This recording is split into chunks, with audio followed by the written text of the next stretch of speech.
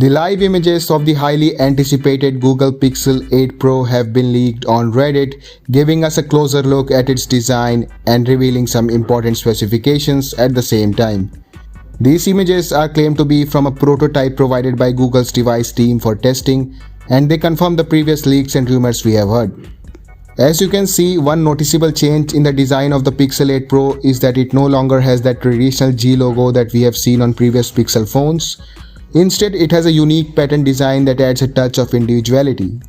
The leaked image shows us the back of the phone, where we can see a single elongated camera module housing 3 cameras. Alongside the cameras, there's a microphone, an LED flash, and an interesting addition, an IR thermometer sensor. This special sensor is expected to enable temperature measurement capabilities, which could come in handy in various situations. Now let's dive into some details revealed on the bootloader screen of the Pixel 8 Pro. It mentions the codename Husky and the recurrent bootloader. Additionally, we can see the word Zuma on the back, which refers to the Tensor G3 chip that will power the Pixel 8 Pro.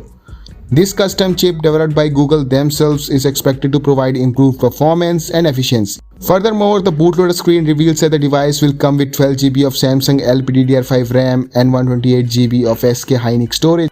As for the camera details, we can expect a 50 megapixel primary sensor, a 64 megapixel ultra-wide camera, and a telephoto lens capable of 5x zoom.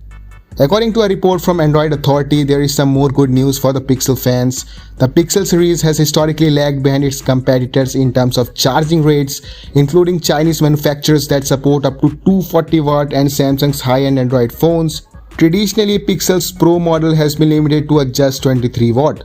With the Pixel 8 series, this charging capacity increases by 4 watt to 24 watt and 27 watt for the standard Pixel 8 and the Pixel 8 Pro respectively.